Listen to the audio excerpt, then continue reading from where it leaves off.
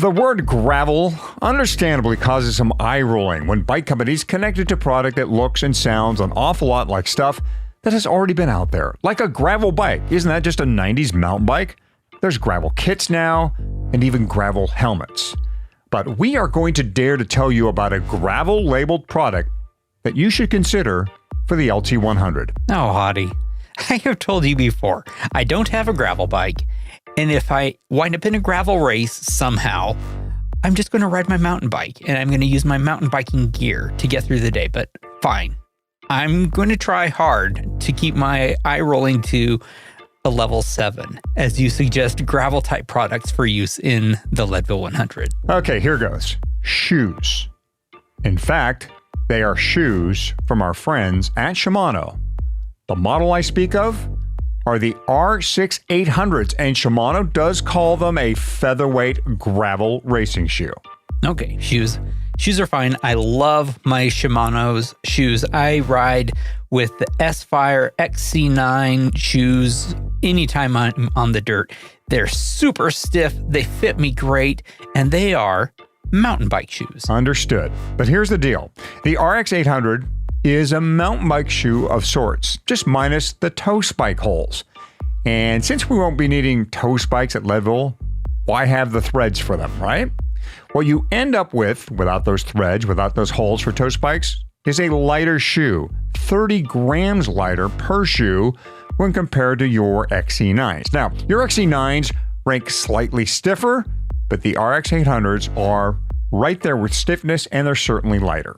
Okay, I'm going to give it to you. I don't really use those spikes ever, and I like what I'm hearing. So, shave a few grams, and some crucial ones at that. As someone who has titanium cleats for his shoes, obviously I am saving grams wherever I can, as long as they're not on my own body.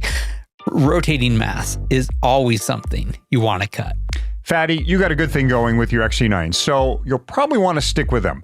But for anyone else in the market for some Leadville kicks, check out the RX 800s. There's a women's model too, some great colorways, and no one except you and me have to know that they are gravel shoes. You know, I might check them out. I might check them out too. I love new stuff. And for other folks who like new stuff, check out bike.shimano.com for more.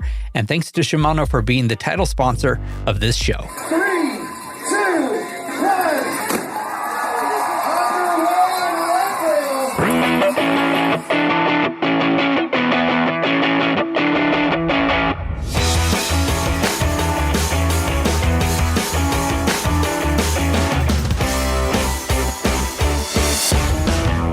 Leadville, the podcast for the 100-mile mountain bike race presented by Shimano. It is Season 5, Episode 7 of the show that breaks down, builds up, gets you ready, and freaks you out for the highest and hardest one-day mountain bike race in the country. I'm Michael Houghton, high to the most. And I am Fatty. This is another loaded Leadville show, Powerline and Power. That's 2 topics, not 1. On tap, we are going to guide you down the Powerline descent, and we will be talking with Coach Cody, who's going to be taking us through some very difficult intervals. Oh, yeah, I can hear the buzz of those power lines now, Fatty. You know the sound, right? Your descending power line, that buzzing above your head, pretty crazy stuff. And when you go to that stage race, it's going to be interesting to hear if those giant ruts have been restored by the annual runoff. Hey, we've talked a bunch about how you can get that custom look by hooking up with DNA Cycling Apparel. If you're wondering just how good you can look, head to their website and check out the DNA Pro Cycling Women's Team. Those ladies have a killer look. It stands out, which is important in road racing. I mean, if racers in a crit are going to be able to see each other in a pack of 100, they need to stand out, and the DNA jersey is a standout. Lots of color and a design that matches their Cannondale race bikes. They are pro and they look it. Yeah, part of being pro means a number of sponsors, and DNA has tastefully arranged all of that team's partners on the jersey pockets. And Envy has a nice spot on a sleeve. Yeah, the DNA Pro Cycling Women's Team is an incredible example of what DNA can do with the jersey. And take note of the other ways DNA can match things up, like the lower band of the team's bibs and how it matches the jersey, and those standout socks that keep the color and the design thing all just matched up. To check out the DNA Pro Cycling women's team and the full DNA lineup, go to dnacycling.com. Every part of this course kicks you in the teeth.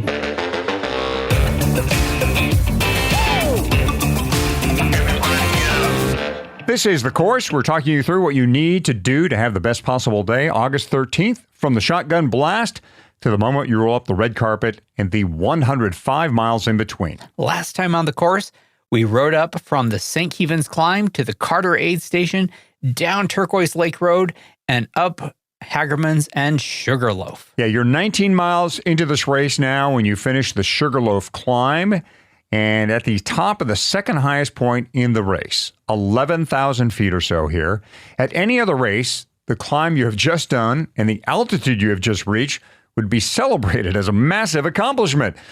But at the LT100, it almost gets forgotten because of what is still ahead of you. And what is ahead of you is one of the, let's go ahead and call it, most terrifying moments of the race, because this is one of the two places where if you're going to have a bad moment on a downhill, it's going to happen.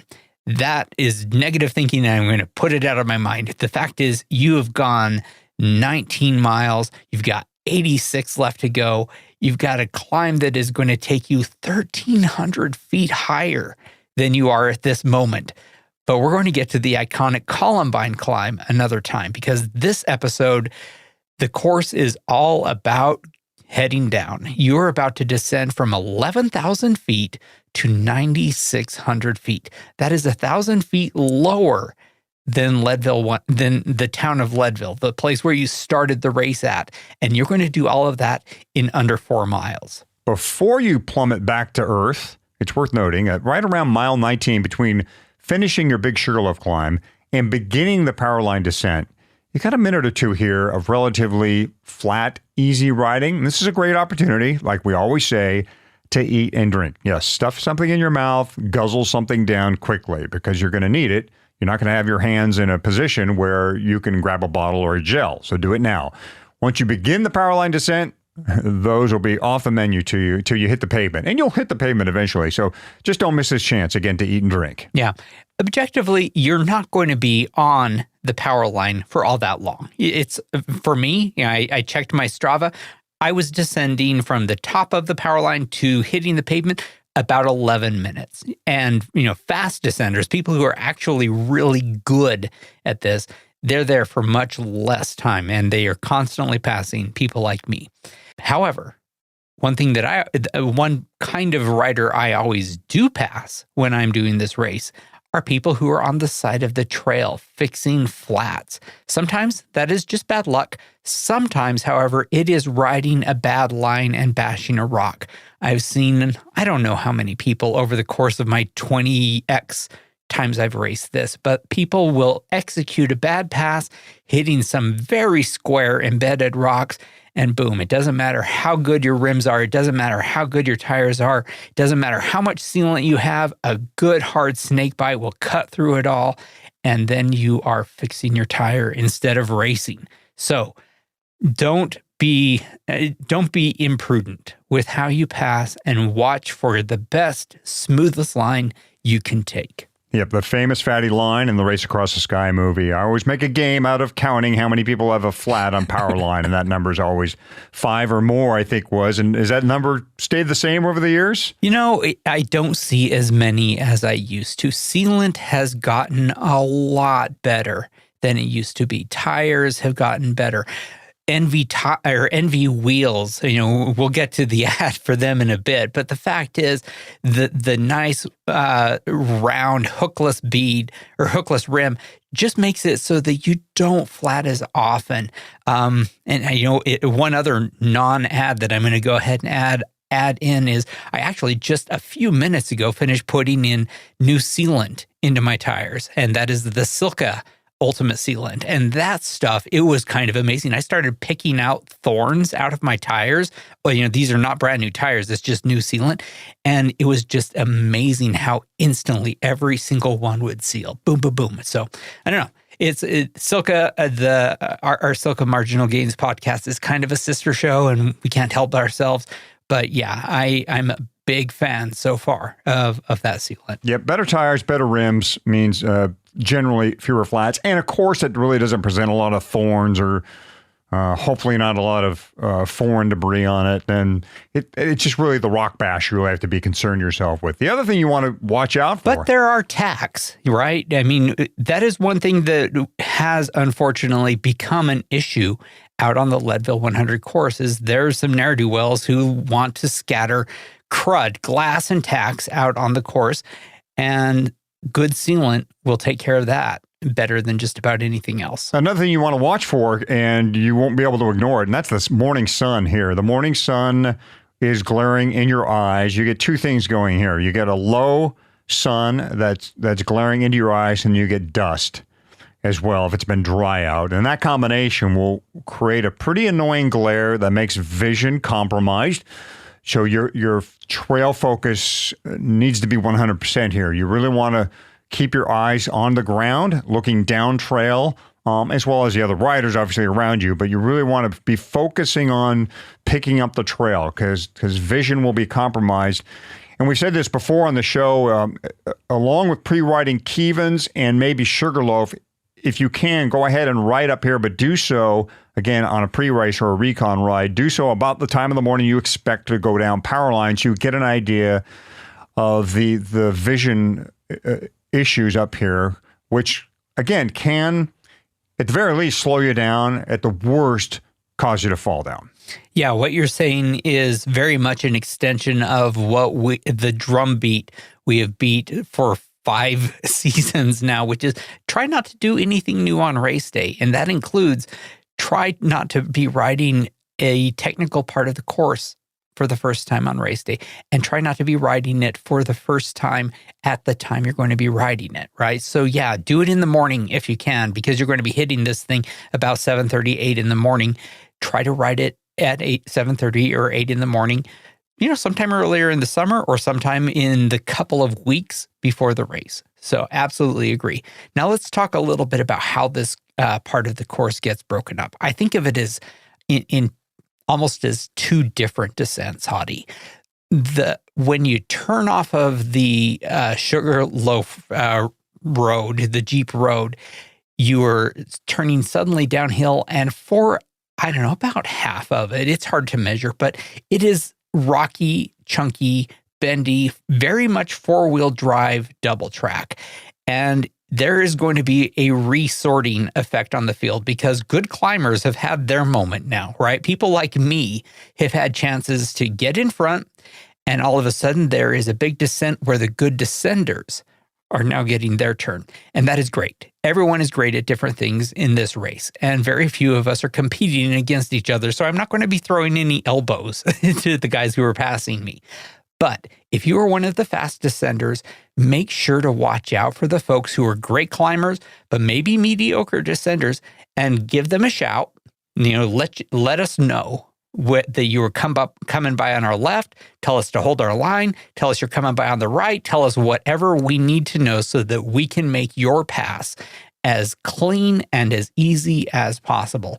Call it out, and remember one more time, we're dumb right now, right? We are all a little bit stupid because we have race energy. We have maybe a little bit of loopiness due to high altitude. We're at 11,000 feet. So if you can't make a pass that is going to be easy for you and the person you're passing, maybe give it a second and don't take it. I think of the 2 places on the Leadville course where I'd rather have a full suspension bike, and it's here, in this upper section of the Powerline descent and the Sugarloaf descent on the way home. I mean, I think those are the 2 spots. And the reason is, again, this is a bumpy, rough section, this upper section up here, and line choice is premium, especially if you're on a hardtail. So that would be one thing. Yes, and there is passing here, and call-outs are absolutely necessary. Yeah, but don't, if you are being passed, the best thing to do is just hold your line and don't panic. It'll be fine. It's up to the rider behind you to get around. Just stay steady and they'll get around. If you're the passer, if you're passing someone, do so judiciously, do it quickly, get around and get out of the way, and thank people as you get by them. And then we're on to the second half, right? It's pretty obvious when the power lines, like we said earlier, are get right above your head at this point, and you pretty much get a wide open look at the rest of the descent, which can be, the heart should be pumping there, right? As you look down this hill and you see this big swath of dirt. It's pretty obvious why it is straight. I mean, obviously the utility crews have cut this road right out of the forest to access the power lines themselves. I mean, hence the name of the trail and why you have this straight, long descent. Now, as far as the ruts, I mean, the storied ruts, and if you go back to the movies that were made, you're going to see these ruts, and you're going to see them in previous videos on YouTube from anything prior to, and correct me on this, I think it's prior to 2019 was the first year we saw the ruts gone, correct? They went up there and they graded the main power line, the bottom power line descent. In 19, I was able to ride it without putting a foot down. So that was the year that it was graded. That's right. And of course, that changed the downhill too on this thing. Now, the ruts are bound to come back at some point unless crews get out there and grade the mountain again, because rain is just going to have its way with this section of the course. And it's going to cut ruts into this trail that's going underneath the power lines. The water's just going to flow straight down the trail and start eroding new ruts in there. But again, like we said, there's not as many. They're not as deep as they were prior to 2019. But just stay up to date on this. In fact, Fatty will be reconning this for us when he does the stage race. He'll come back and tell us just what we can expect. You can build up a lot of speed here. And this is the time when you want to make sure your brakes are in good working order. This is why you should have good disc brakes in good working order. Yeah. Because at times you're going to need to pull on those levers and scrub a little speed, and you're going to want to be able to depend on things up there. It's loose over hard conditions in general up here, so grip it's there and then it's not, right? So again, watch that front brake. Watch that front wheel for washouts. You want to be just right with your modulation up here.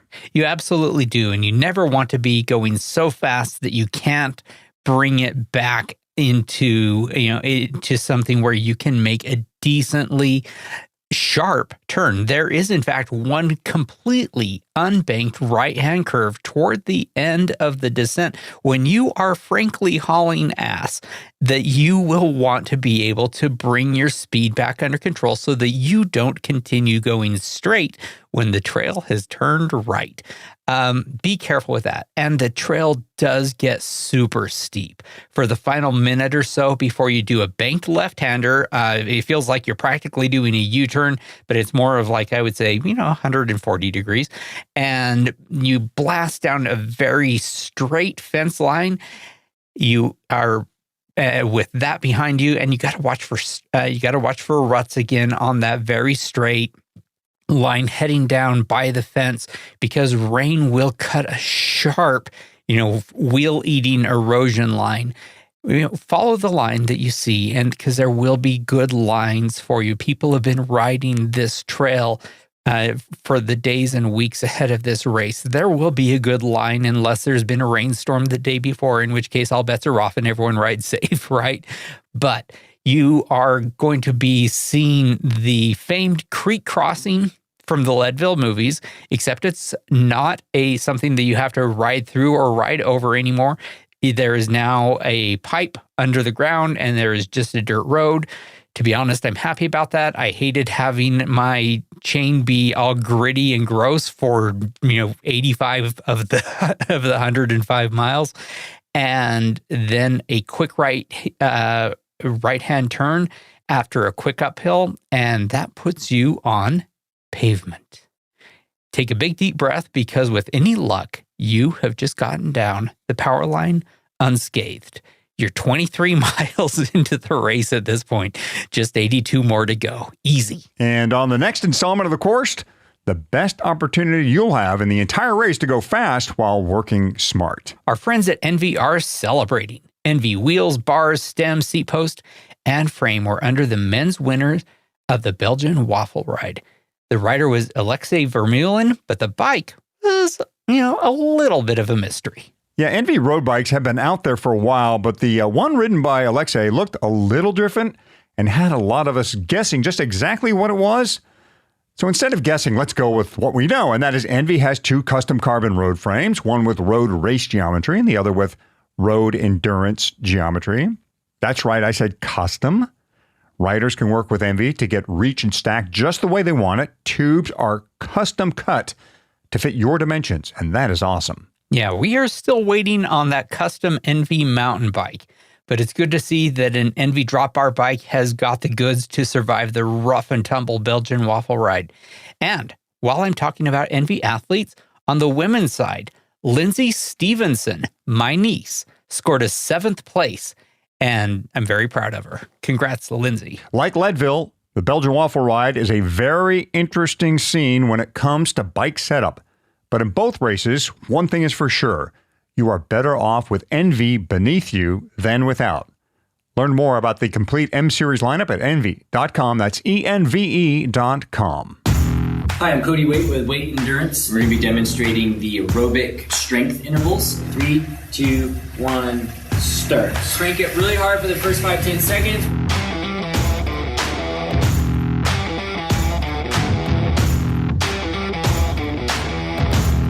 Coach Cody, welcome back. It's good to have you on the show again, but I do got to say that yesterday, both Lisa and I were cursing your name so loud for about an hour and 12 minutes. Holy cow. All right. I got to say, 1 to 4 minute anaerobic power, mercy. That is not an easy workout. Those are tough ones for sure. Yeah. It's good to be back, and we'll have some good discussions here on high intensity training here, all about that. Oh, yeah. So, I mean, honestly, I mean, we won't go into the minutia of it, but I will say, you know, I am trying to push, 500 to 600 watts for a solid minute, and I thought I was going to die, man. That's just what I have to look forward to for the summer.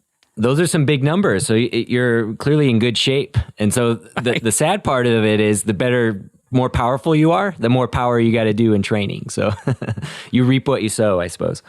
So tell me why. Why am I doing this? Yeah. So high intensity training is critical. And I think we touched on it a little bit in the first episode, many episodes back now. But high intensity training is an important piece of the puzzle because we are training the muscles to do the work being the power.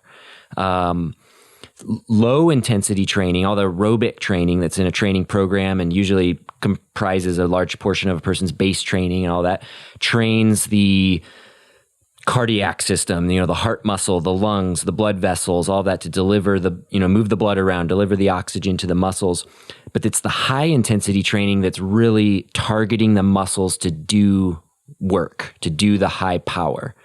And I think I mentioned this in the first episode I was on that, rarely in an event like Leadville will you be doing 500 watts, 600 watts, depending on the person, of course. But, the majority of that race is well below that. But it is important in training to hit that. So you are becoming a more well-rounded athlete and you're improving your overall muscular endurance and just, muscular capacity to do work, to put out those watts.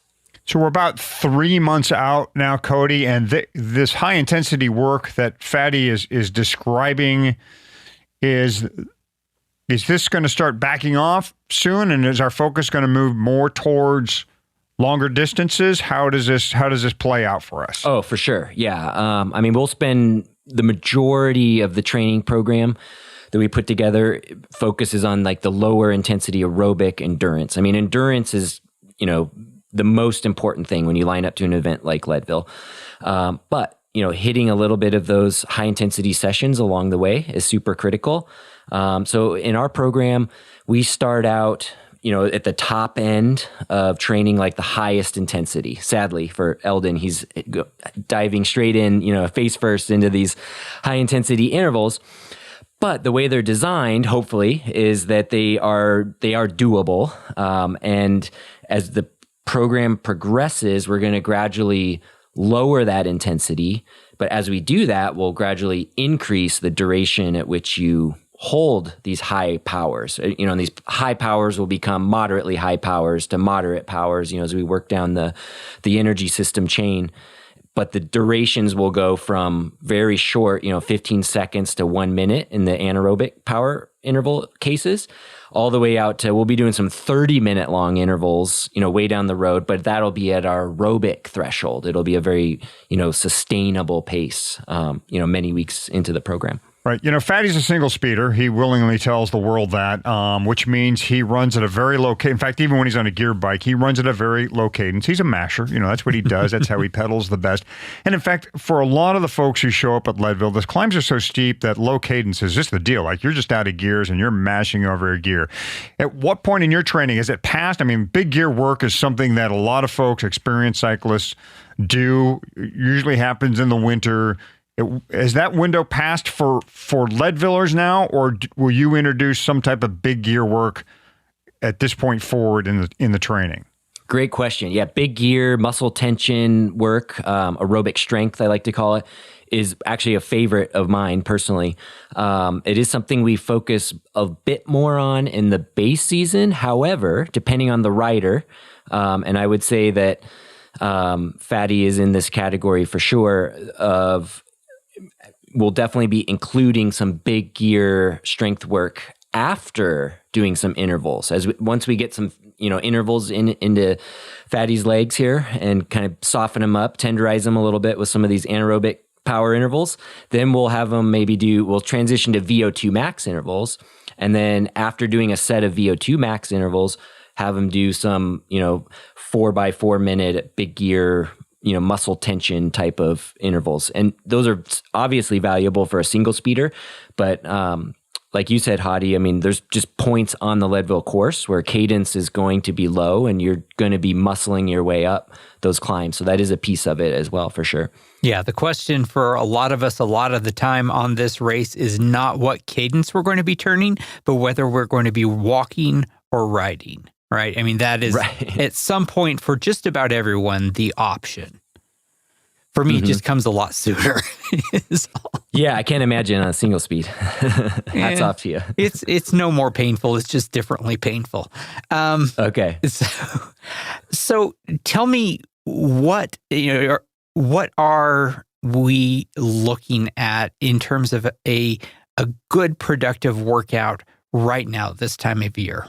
As we're where we are for Leadville. Basically, how to do high intensity training. We like to, in our program, train our energy systems. We start at the top, we work our way out, intensity gets lower and durations get longer. Each one of these energy systems has a duration at which you're able to hold a maximum power. So, for example, speaking of anaerobic power intervals, that's anywhere from 1 minute to 4 minutes in duration. Okay. So if you were to go as hard as you could for 1 minute, that would be the top end of the anaerobic power system. And if you were to go as hard as you could for 4 minutes, that'd be sort of the bottom end of your anaerobic power capabilities or anaerobic capacity. So we actually have our athletes test that in our program and figure out what those wattages are, the 1 minute power, their 4 minute power. And then we use that to target in the interval sessions themselves. So the power is associated with that duration.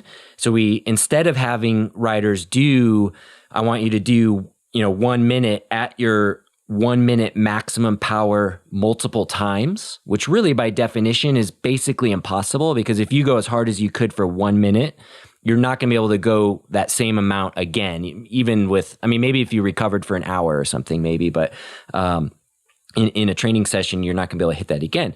So that's the whole concept of intervals, is take that 1 minute power, that whatever that is for the rider, and break it into smaller durations. So it's not 1 minute, but maybe break it in. What we like to do is break it into 4 intervals. So it's 4 times 15 seconds, super short, at one's 1 minute power. And then all of a sudden, training your 1 minute power isn't so bad, because you're only having to hold it for 15 seconds before you get a recovery interval inserted in there. And we'll go through each energy system and train it basically in that same way, is associating, okay, VO2 max, that has a specific time duration, and to that time duration, there's a power that the rider's capable of doing. Same thing with anaerobic threshold or lactate threshold intervals, same thing with aerobic threshold. So we'll identify what these are for the rider and then break them up into smaller, more manageable segments or intervals and include those recovery intervals in there, and away we go. And then that way interval training hopefully isn't too overwhelming. I mean, it is designed, as you found out, it is challenging, needless to say, but it's not going to lay you out completely flat, because we don't want to overstress the system, because then it takes too long to recover, and that's a whole nother topic. I guess ideally you're doing these intense workouts, these intense intervals in a controlled environment on a trainer, ideally. Can a rider do these outdoors on their mountain bike? And is it acceptable to continue riding, whether you do them indoor or out, afterwards? And if so, how long is okay? The workouts in my program, I write them specifically for the trainer, because in today's world with smart trainers, there's that erg mode that everybody loves. So you can upload that file in there and the trainer kind of walks you through it. Definitely very, very useful, especially in the winter months. However, I think this time of year, as we're getting to spring, I prefer, and I would probably think the majority of people out there prefer to ride their bikes outside. I mean, that's one of the big reasons why we get into mountain biking, right? Is to be outside in nature. So doing intervals indoors is highly, highly effective. I'm a very big fan of it. It is so precise and so exact. And there's a strong argument to do that. And some riders may have to do that based on the time that they have. Maybe it's too dark or too cold or not hilly enough maybe where they live, because that's another side of it. You can simulate hills, so to speak, on a trainer better than you can on a highway overpass in Florida or something. So trainer is amazing, but you can definitely do intervals outside. Now, doing them outside, you don't have to have a power meter on your bike, but it does make intervals quite a bit more effective.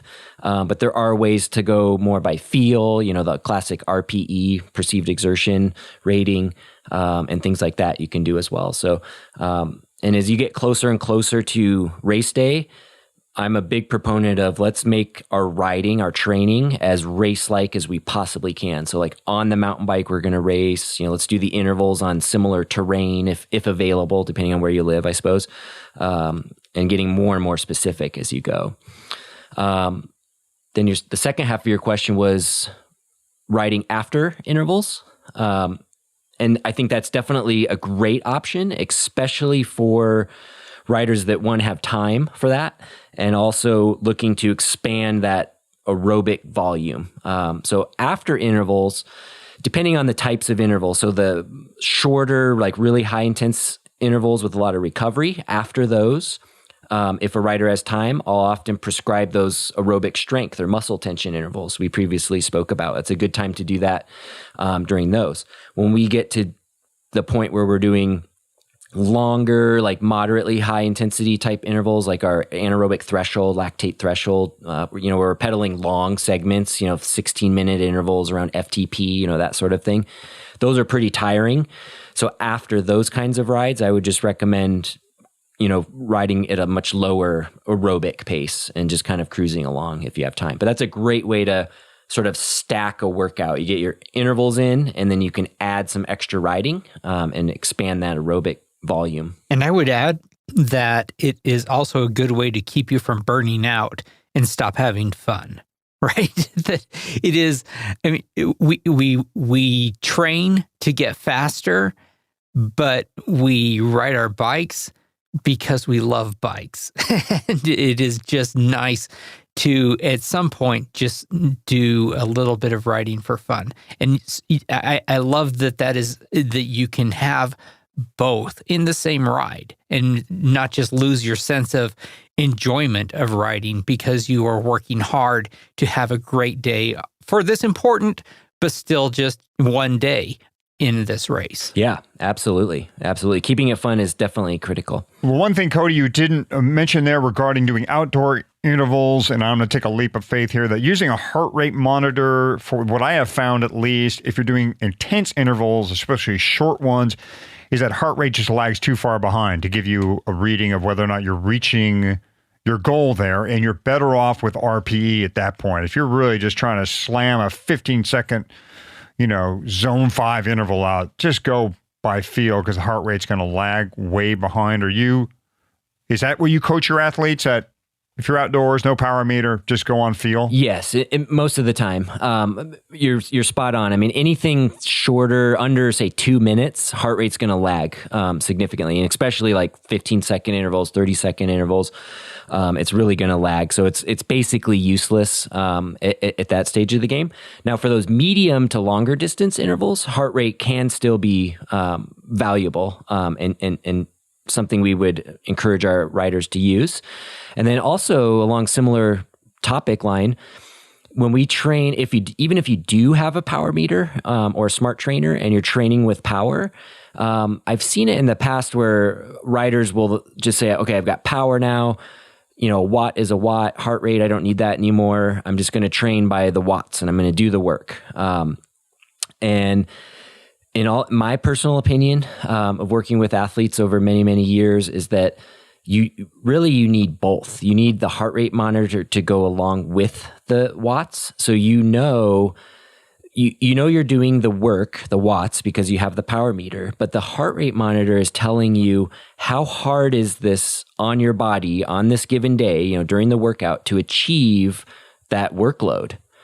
Because as we know, one of the criticisms of heart rate is that, if you're dehydrated or if you have a poor night's sleep or, there's any number of reasons, if it's hotter or colder than what you normally train at, can affect your heart rate. And yes, that is totally true. But why is that necessarily something to think it's not useful? Because it's actually quite useful to be able to see how stressful or how hard it is for your body to produce those watts on a given day, in terms of either one, seeing a red flag of, oh, my heart rate is 10 beats higher than it normally is during these intervals. I'm fatigued or I'm being overly stressed, whether it's too hot or I didn't sleep well or I'm stressed at work or something like that that's affecting my training. Or on the flip side, if you're doing intervals over a number of weeks and you're finding, okay, I'm doing my watts or my intervals at 300 watts and my heart rate's typically at 165 beats per minute, and you start to see it like in the low 160s and barely hitting 160 for those same interval durations and same power loads, that's a clear indication that the work you're doing is now becoming easier for you to do. And that's a very clear indication that you are becoming more fit. And then maybe it's time to retest or, up the amount of intervals you're doing or, to look at applying more strain to your program or training stress to your program. I have become a real fan of using the heart rate monitor just in this last year, partially for what you're saying, but also because there's sort of a good gut check, head check aspect to the heart rate monitor. That is, I have no problem just pouring my heart and soul into any given effort. And then there is always a little bit of afterward going, did I really give it everything that I had? Was there more that I could have given it? And the heart rate monitor, I find, is actually the perfect tool to verify, that I did. I mean, I know that basically I can go, no matter how hard I think I can go, once my heart's at 173, the effort is over for me. I mean, that is my max. My body starts shutting down after that. It is nice to know that it's like, okay, no, I really did. That is the max. And looking at the zones, I can kind of get a sense of like, okay, was there more I could have given?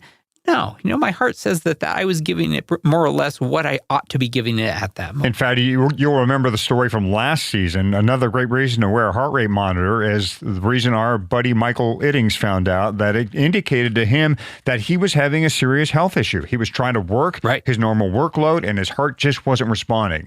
He later found out that he had a blockage that needed to be fixed, and he was. And we saw him at the start line last summer because he wore a heart rate monitor and paid attention to it during his training load. I guess, Cody, the other big message here about high intensity training, these intense intervals, is you must fuel these workouts. You must, yeah, absolutely. You must fuel the workouts. You're burning a lot of calories when you start pedaling, at your, functional threshold power, that FTP and above. You're burning a lot of calories. So you do have to replace those calories. I'm a big fan of carbohydrate drink mixes, and or gels in that scenario, because you're working hard and you need stuff to get into your bloodstream quickly and supply those carbohydrates to your working muscles. Otherwise, as you go through a training session, you're going to see it's going to become harder and harder to maintain that power output. And that can be reflected in an elevated heart rate as well, by the way. So definitely key to fuel those appropriately. Cody, we had Kathy on a couple shows ago talking about weight training, and we did discuss with her, about the careful balance between lifting and training on your bike, and how you got to watch it. You got to watch yourself. Make sure you don't get in a deficit too quick. Make sure you're not overreaching and certainly not overtraining. So what, in this type of training that you have us in, these high intensity workouts, what are the markers we're looking for to make sure we're not overdoing it? Yeah, I mean, that is a great point. So high intensity training is very stressful. There's just no way around that. You do too much high intensity training, you open that door to possibly getting sick or injured or just flat out burned out, right? If you do too many interval sessions, you're not going to want to ride your bike after a while. So you do have to be careful with that. The dosing of it is definitely critical. I feel like our program does a good job of that. We have 2 interval sessions a week. And the way the intervals are designed is in such a way that they're broken up into intervals that are very achievable based on the power demand. I hear way too often from athletes and even other coaches, when they're talking about intervals and high intensity training sessions, that, whatever the session is, we're going to do our 3 by 15-minute intervals. We're going to do our 6 by 3 minutes, our 5 by 5s, whatever it is. When we do these intervals, I want you to go as hard as you can on these intervals. That, I think, opens the door to just overloading the system and being too stressful. So I want to throw out there a paradigm shift for your listeners to think about, is that really what you want to do is train your high intensity systems only as hard as needed to elicit that strain to respond to and adapt to. And then you can easily recover from this strain and then continue your training the next day and the next day and week after week. This way you avoid the excessive muscle damage and, things that can happen deep down in there, like with our endocrine system and throwing our hormones out of whack. If we're really like going all out, twice a week, you can only do that for so long. So having intervals set, to a specific power target and training to that target and not necessarily pedaling any harder than that, basically do the work that you're supposed to do and not anymore. Or another way to look at it is do the least amount of work necessary to achieve your goals, basically. And it's kind of a head spinner, because I think a lot of people, they want to train, they want to work hard. I'm going to go give it everything I got on these intervals. And you are going hard still. I'm not saying like just, soft pedal your intervals, but don't work any harder than what's necessary. Rarely, if ever, in training do we have our riders go for a maximum effort outside of testing. Everything is designed to be very much achievable and adaptable. I feel like you're talking directly to me right now, Cody, because that is absolutely my mindset, that anytime I get on a bike and there is a hill to climb or a city line to cross, I go into primeval race mode, right? Where it is the thing I want to do is turn myself inside out and see if I can get there a little bit faster than I ever have before, to have a PR, to become the 5,000th fastest guy who has ever done this 100-yard segment, right?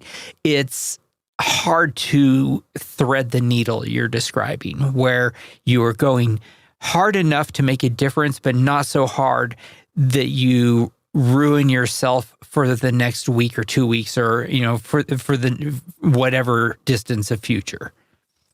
How do you twist your mind to I guess, see the long view like that. Yeah, so many people struggle with that. And just keep in mind, as you're training, you want to hit your targets, and you want to train again the next day. So if you go to the well, empty the bucket, so to speak, and lay it all out there, it feels good in the moment.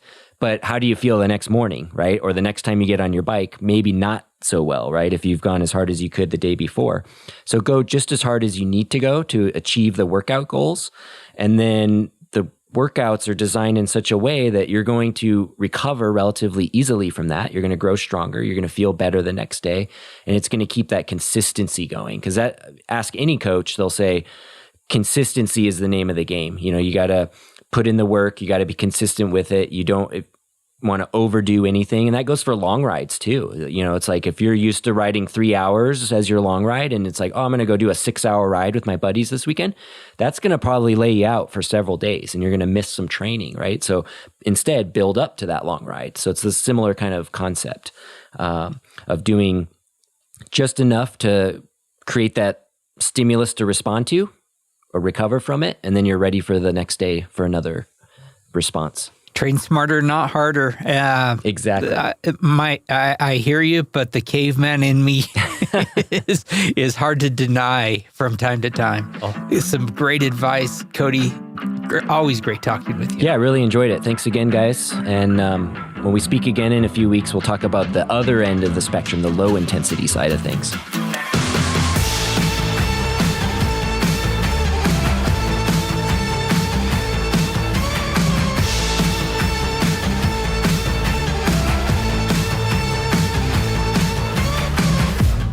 Coach Cody can be found at waiteendurance.com. As a bonus, Waite Endurance is offering a huge discount to listeners of this podcast.